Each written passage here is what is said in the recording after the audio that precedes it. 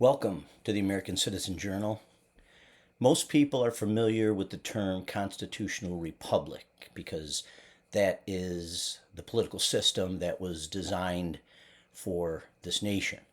And most people are familiar with the Constitution. We know what the Constitution is. We've heard of the amendments, the articles explaining how government should be set up. But what about the republic? What is the republic, and how does that fit into the constitutional republic?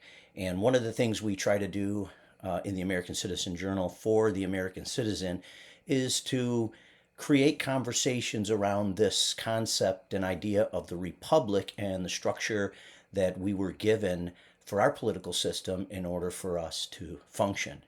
And you can start by understanding the word itself, the republic, which in Latin is res publica.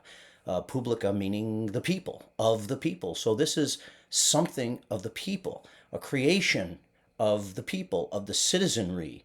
And that's the main element of the republic that I think is important to really grasp and understand, because it is something that is for the people. It's for us to own, to control, to create. It's our thing.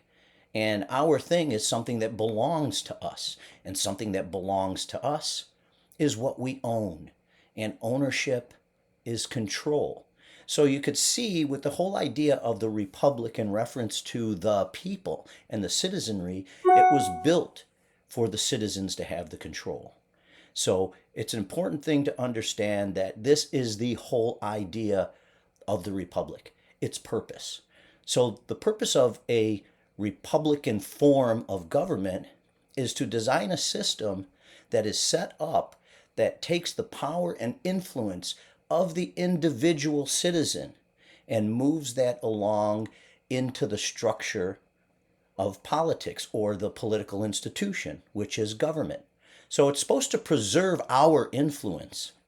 And as we know, we have a system of representation that is supposed to carry that influence along. So when we think again of the republic and a republican form of government and a constitutional republic, which we'll explain a little bit later, we have to think immediately that this is something of ours. We own this. We are intended to control this. So this is the measuring stick that we must use when we look at our governing institution and we look at the things that are being done or not being done or how they're being done. And the question becomes, are we in control of that truly? Or if they have they taken the structure and the mechanisms of our republic and misused them to exercise their own self-interests. So again, one important thing to do is to understand the republic. So a constitutional republic is a republican form which is intended to carry our influence to the highest level of order into the governing institution. And the Constitution is the contract that we have with the power that we are delegating. And these are the rules. This is the makeup of the system, how it needs to be designed in order to achieve the goals of the republic. So our Constitution is designed to provide a structure to the governing institution so that it preserves the power of the citizenry, and it's designed to provide specific protections for the citizens so we can act in self-governing, so we're not inhibited in our ability to self-govern. And it supports the goal of the republic, which is to create the ability for us to self-determine and to create the life that we choose and to pursue the happiness that we choose. This is the whole idea of the construction of the republic. So if it's not leading to the empowerment of the citizenry, then it is in dysfunction. So if the governing institution that has the power to support the republic and protect our purpose in the republic, if it is not functioning accordingly, then it is in opposition of the republic. And this is what we need to fix. We need to ensure that the governing institution is doing what it needs to strengthen the power of the citizenry, because that is the republic of the people. Okay, so hopefully that makes a little bit of sense, and we can start to tie in this whole idea of a constitutional republic and how important that concept of the republic is, and how we must take ownership of the republic, and we must demand that the institutions that we have delegated power to for our safekeeping, that they function appropriately. And I'd have to say right now, that's not the case. It probably hasn't been the case for quite some time. But this is what the American citizen needs to focus on. This is our goal. Our goal is to ensure that the governing institution that we have delegated power to strengthens the power of the citizen, strengthens the republic.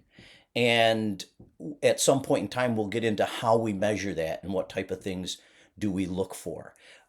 One of the things that a republic is set up with, obviously, that most people are familiar with, is the system of representation. And a simple way to think about representation is this. If you're a group of 5 people and you can get together and you each have to plan, you each have input, you each have to make the rules for a group of 5. Well, it's easy for those individuals to promote their influence or to bring their input individually. So each individual directly provides their input and their influence into the decision making. Well, now if you take that small group or that small community and you expand that to, say, 1,000 people, well, it's going to be pretty difficult to have each individual as part of the direct influence into decision making. So what do? We take smaller groups of people and say, okay, here's collectively what this small group agrees on. Now we're going to hand that over to an individual that is going to speak for that smaller group. So this is the process that we see between the different levels of government when you begin with your town meetings and your town government, to your municipality, your local governments, to your state governments, to your national government or federal government. So our influence is carried through these representatives, but it's at each level that it moves, it needs to preserve our influence. And if the influence of the American citizen gets lost along the way for whatever reason, then again, it contributes to a destruction of the republic. And it won't achieve the goals it's meant to achieve, which is the continued empowerment of the citizenry. So this is what we have to understand, and that's what we have to look at.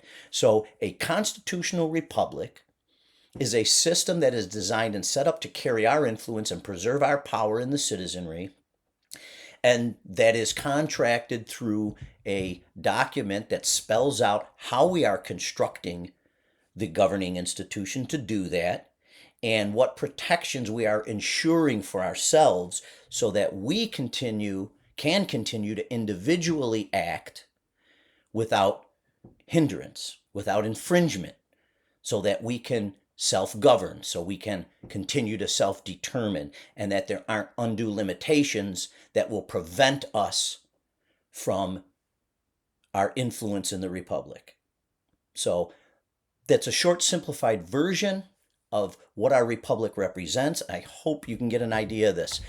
If you take some time and you go onto the website, this was one of the main things addressed in the very first issue. I would encourage you to read the letter from the editor. It really sets the stage for what we're dealing with today, and how we need to focus on fixing the function of the republic through demanding changes in the governing institution. So I hope you can take some time to take a look at that first issue. Again, it's www.theamcj.com. That's the website. You can sign up for free and you'll have access to the issues. Also join us on Facebook. And I want to thank everybody that's following us at this point. And thanks for your comments. Thanks for your interaction. And let's get the conversations going, and let's start to focus a little bit more on empowering ourselves through fixing the problems with the current system and how it is limiting our republic and limiting our ability to continue to self govern. Thank you.